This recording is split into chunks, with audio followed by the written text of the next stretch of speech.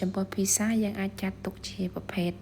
នំឬក៏ជាប្រភេទម្ហូប Western ដែលមកពីបច្ចិមទេសតែបើសិនជាយើងញ៉ាំភាសាច្រើនពេកឬក៏យើងញ៉ាំញឹកញាប់ឬក៏ញ៉ាំរាល់ថ្ងៃអញ្ចឹងវាពុំសូវជាល្អសម្រាប់សុខភាពរបស់យើងប៉ុន្មានទេហើយដល់ឡែកមួយវិញទៀតក្មេងៗសម័យឥឡូវគឺភាគច្រើនគឺចូលចិត្តញ៉ាំភាសារួមទាំងខ្ញុំផងដែរក៏ប៉ុន្តែដល់ឡែកនៅក្នុងវីដេអូនេះគាត់ធ្វើភាសា chicken ham pizza ដែលធ្វើភាសាហ្នឹងគឺគាត់ដាក់ជាប្រភេទសាច់និងជាប្រភេទបន្លែដាក់ចូលគ្នាហើយជាចំពោះប្រភេទបន្លែមានជា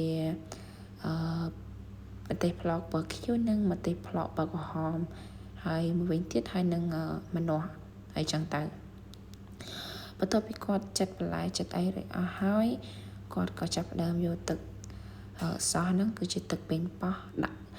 រោយឬក៏ដាក់លាបពីទៅលើសាច់នំប៉័ងឬក៏សាច់ភីសារបស់យើងឲ្យវាស្មើល្បាយស្មើសាច់គ្នាដើម្បីឲ្យជាតិសោះហ្នឹងវាសមតលទៅនឹងសាច់ភីសាដែលយើងនឹងត្រូវយកមកដុតបន្ទាប់ពីគាត់ដាក់ទឹកប៉េងប៉ោះរោយហើយគាត់ក៏ចាប់ផ្ដើមយក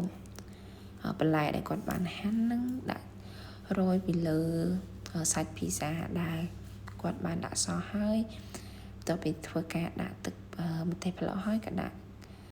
គាត់ក៏ចាប់ផ្ដើមដាក់ម្នាស់ចូលដាក់ឲ្យវាស្មើជាទឹកធ្វើម៉េចគឺដាក់វាឲ្យស្មើល្បាយស្មើសាច់គ្នាហើយជំហានទី3គឺគាត់យកសាច់ហែមដែលគាត់បានហាន់ជាចំណិតមកល្មមហ្នឹង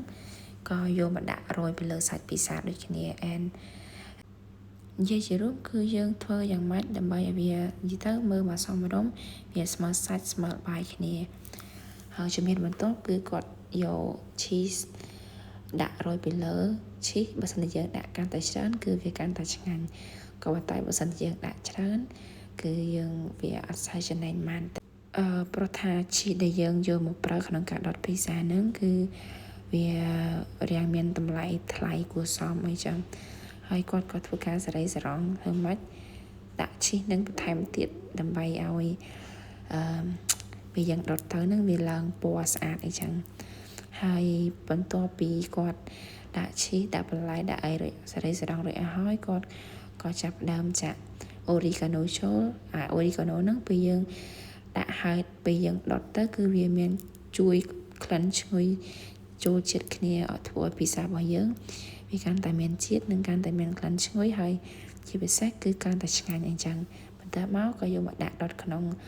ឡដែលប្រហែលរយៈពេល15នាទីក្នុងការចម្អិនពិសាហ្នឹង